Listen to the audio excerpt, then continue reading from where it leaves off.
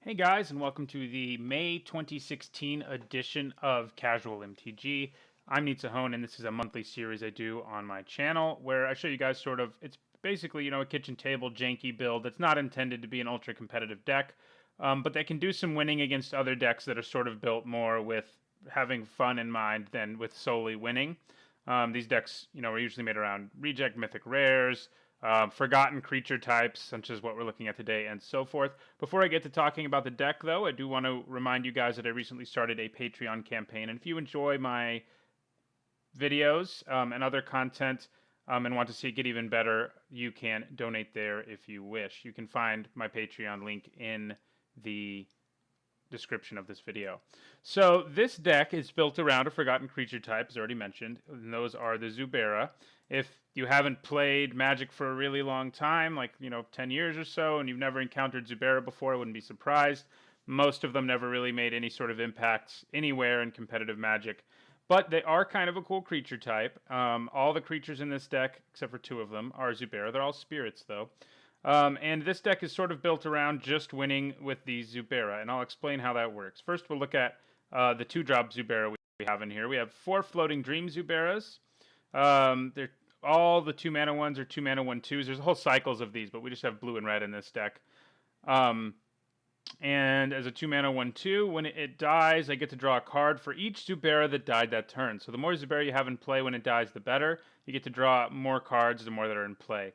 Ember Fist Zubera is the next Zubera we have, and he does damage equal to the number of Zubera that die in a turn. So again, the more Zubera you have die in a turn, the better.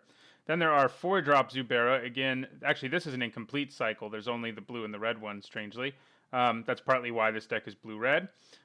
We have Rushing Tide Zubera, who is actually kind of amazing if you can actually pull off what you need to do with it. It nets you 3 cards if it gets 4 or more damage dealt to it when it dies. Again, as a Zubera, it contributes to Floating Dream and Ember Fist Zubera's Zubera count. And the other one we have is Burning Eye Zubera, who does 3 damage when it dies if 4 or more damage was dealt to it. So the goal of this deck is to get a bunch of Zubera in play one way or another, and then to fire off a card like Wildfire, which does 4 damage to all creatures, including my own, blows up lands. Usually it's going to kill the majority of my opponent's creatures as well, but then I get a bunch of bonuses. The more Zubera I have in play, the greater the bonuses. I get to do a lot of damage to my opponent. I get to draw several cards and so forth. And the other card we have that works well with our Zubera is our Blasphemous Act, which just completely destroys the board and does 13 damage to each creature. Again, that's going to kill most creatures if we get to cast it. And it isn't that hard to cast because if my opponent's playing creatures and I'm playing creatures, it gets cheaper and cheaper. And even paying 5 or 6 for this is reasonable because generally we're going to get such a benefit out of it. And so that's sort of the core of the deck are those 4 damage or more effects coupled with our Zubera. And this deck does very well against like low to the ground aggro decks because we can sort of play our early Zubera to block if we need them to. And then once we get to Wildfire or Blasphemous Act, we basically just grind out value for the rest of the game off of our Zuberas until we win the game. I will talk about the other cards in the deck, though, of course. We have 4 Lightning Bolts. It's a staple in Modern. There's no reason you wouldn't want to be playing it. So we have 4 of them here. Helps slow down our opponents early and can sometimes also help us finish them. We have 4 Anticipates. This is a very nice budget card that can help us get to whatever it is we need, whether it's a Zubera or a board sweeper, like Wildfire or Blasphemous Act.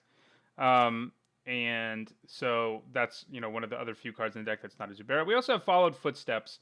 And this is kind of a janky enchantment that does leave you open to removal, etc., as most auras do.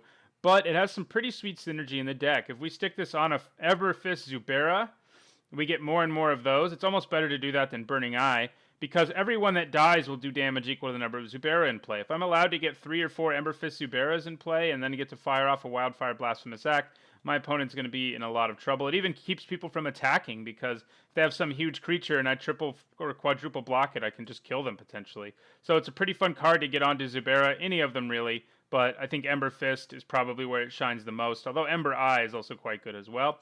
And we do have one creature in the deck that's not a Zubera, but does have some synergy with him, and that is Ryusei the Falling Star. He's a card that can, if we've done a decent amount of damage with our Zubera's death triggers, and we get Ryusei in play, he can usually win us the game. And on top of that, If my opponent doesn't deal with him, and it does deal with him because I don't want to die to 5 damage a turn in the air. When he dies, he triggers all my Zuberas, and I get to get a bunch of value that way.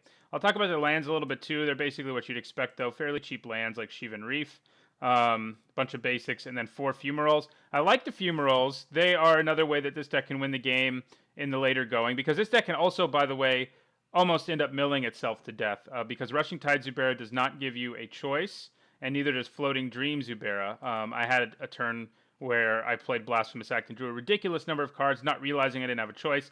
But Wandering Fumarole got me the win because I had my opponent at low enough life, and a Wandering Fumarole can help me win the game. You know, it survives Wildfires and Blasphemous Acts, and it can just, you know, start getting in there for 4 afterwards. So that's sort of the core of this deck. You know, again, the goal is to do massive amounts of damage to our opponent with stuff like Wildfire and Blasphemous Axe and a bunch of Zubera in play. Talk a little bit about the sideboard. I have Dispels. This deck is not very good against control because our Blasphemous Axe won't be netting us quite as much value, or our Wildfires, because our opponent will, like, you know, not have any creatures in play. This is obviously at its best against mid-range and aggro decks. So I have Dispel in there to help us protect, you know, our little combos. I have a couple Flame Slashes, because sometimes they are better than Lightning Bolt, depending on who I'm playing. And in a pinch, it can actually also be used to draw me 3 cards. You know, it's Ancestral Vision in a way.